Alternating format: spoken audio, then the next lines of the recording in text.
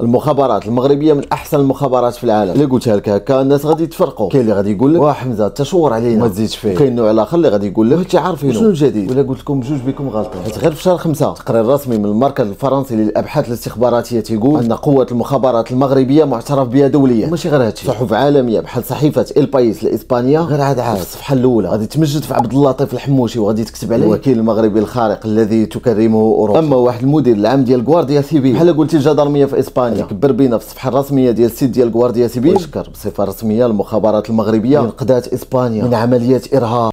وهادشي بقى غير اسابيع. اخر حاجه كلكم لاحظتوا ان اي دوله كتبغي تنظم شي تظاهره عالميه بحال كاس العالم في قطر وبحال غير هاد الالعاب الاولمبيه اللي تنظمات في فرنسا كلشي تيجي تيطير عند المخابرات المغربيه. زعما حبا فينا الدول كتمشي غير بالمصالح؟ لا ماشي حبا فينا، كما عندنا مسؤولين فاسدين، عندنا مسؤولين شرفاء تيموتوا على هذا الوطن ومنهم الفتيت وزير الداخليه سي بوريطه، وزير الخارجيه سي الحموشي، الشاف ديال دي اس تي والسي المنصوري، الشاف ديال لاجيت المخابرات الخارجيه. هاد الربعه اللي ذكرت خدمتهم مغيزه مع البق ما يزهق. الناس اللي هازين بوجهنا قدام العالم. ما تمشيش بعيد، غير هذا العام في 2024 المخابرات المغربيه قضات بزاف ديال الدول الاوروبيه منهم رومانيا، فرنسا، اسبانيا من اخطاء كارثيه كانت تغرقهم في دمايات ديال الموتى والاصابات. في هذا الفيديو غادي نطرقوا بعجاله لتاريخ المخابرات المغربيه وفوقاش بدا التعاون الاستخباراتي ما بين المغرب واوروبا. ومن بعد ارى لي العامر كيفاش المخابرات الخارجيه لاجيت غادي تنقذ رومانيا، حتى رومانيا غادي تعطي المنصوري وسام عظيم، وعلاش وزير الداخليه الفرنسي السابق جيرالد دارمانان غادي يهبط كيجري الرباط المساعده للمخابرات المغربيه في الاولمبيات الاخيره. واخيرا كيفاش المخابرات المغربيه غير عاد نقدات اسبانيا من عمليات ارهاب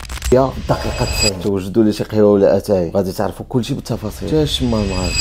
المخابرات المغربيه دخلت الخدمه مباشره بعد الخروج ديال الحمايه الفرنسيه 1956 وانذاك كانت سميتها كاب 1 وحده مكافحه التخريب. بعد ملكنا محمد الخامس والحسن الثاني الله يرحمهم كانوا شادين سياسيين وسيرتو العسكر بحال افقير تليمي الحرشي وزيد وزيد وزيد. ولكن من نهار جا ملكنا محمد السادس في 1999 غادي يخلق الثوره في المخابرات الداخليه والخارجيه. يعطي الدي اس تي المخزن بقياده السي عبد اللطيف الحموشي، المخابرات الخارجيه لاجيت بقياده المنصوري انسان سيفيل قرا مع ملكنا محمد السادس تيمتاز بالذكاء والدهاء. والله الحاجه ما تكون. هاد السيد تلمو مجهد عطاتو رومانيا غير في البدود هاد العام وسام نجمه رومانيا من درجه ضابط كبير. ولكن اجي بعدا اش دار رومانيا باش تعطيها هاد الوسام؟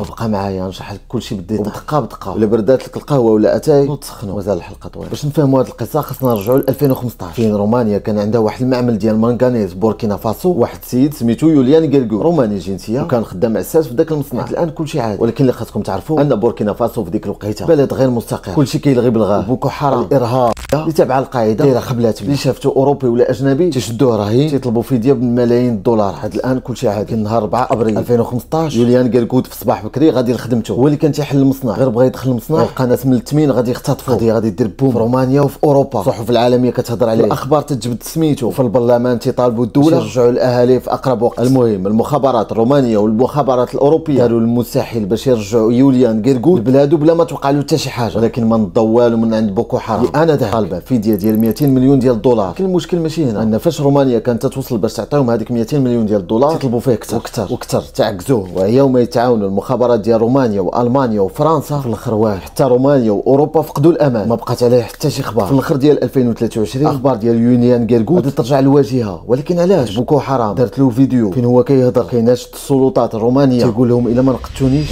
ورومانيا واوروبا غادي ترون ثاني. هنا ذاك المدير المخابرات الفرنسي بيرنار ايميي غادي يتلاقى بنظيره الروماني غادي يقول له بالخط العريض قالنا حل واحد هما المخابرات المغربيه. بوكو حرام ما كتفاهمش، المخابرات المغربيه كيعرفوا يتفاهموا مع اللي ما كيتفاهموا وانت فاهمها كيبغي. اسبوع من بعد الوزير الاول الروماني مارسيل تشولاكو غادي يتصل برئيس الحكومه المغربيه اخنوش قالوا راه كنا مع فرنسا. المهم هادشي اللي عاودت لكم غير دابا جينا قاصدين راغبين في المخابرات ديالك. اخنوش قال له غير نعس على جنب الراحه نتكلف، ولكن بصراحه ما عارفش المقابل اللي كانت طالبه المغرب رومانيا. المهم مارسيل تشولاكو خرج فرحان من بعد ديك لابيل غادي يدير واحد التغريده في تويتر غادي يقول راه اتصلت به فرحان بالتعاون مع المغرب في هذه القضيه. شهر من بعد صحيفه لو باريزيان الفرنسيه غادي تعنون لقاء سري ما بين شاف ديال المخابرات لاجيت المنصوري ادوار هيلفي شاف ديال المخابرات الروماني واحد لوطيل في باريس، وتما غادي يمدوا له جميع المعلومات اللي عارفين على راهي. المنصوري غادي يجمع المعلومات غادي يهز باليسو غادي يرجع للمغرب. وفي نفس الظرفيه بوكو حرام غتفرض عاوتاني على الراهين ديالها يوليان غيرغو يدير فيديو اخر. ساعه قد حانت، الا ما درتوش داكشي اللي مطلوب منكم عطاكم اسبوعين على ابعد تقدير. تموا الامانه امان. المخابرات المغربيه غادي تدخل في اتصال مع يوليان غيرغو اللي شادينو بوكو حرام وتيسيسوا معاه لقاءات سريه في الخفاء اتصالات ما كملت 2 اسابيع حتى قدرت المخابرات المغربيه تفك الاسير الروماني من العصابه الارهابيه. قضيه كانت بحال معجزه في رومانيا، صحف كامله، سياسيين، البرلمانيين، الرئاسه، كلشي كيمجد في الدبلوماسيه والمخابرات المغربيه. غير هذه شهور رومانيا غادي دير واحد الحفل كبير فين غادي تعلق الياسين المنصوري الشاف ديال لاجيت المخابرات الخارجيه، وسام نجمه رومانيا من درجه ضابط كبير، وسام رئاسي كيشدوا غير سيدي ومولاي. في الجزء الثاني من هذه الحلقه غادي نشوفوا كيفاش المخابرات المغربيه غير هذه اسابيع معدوده غادي تنقذ اسبانيا من عمليات ارهابيه في الدقيقه 90. وعلى جيرالد دارمانا وزير الداخليه الفرنسي وفي عز الصراع ما بين المغرب وفرنسا كيطلب ويرغب المخابرات المغربيه باش تعاونوا في تنظيم الاولمبياد. ما تنساش ديما حس راسك راك مغربي. طنطن معاك ديك ابوني. شتي مال المغرب.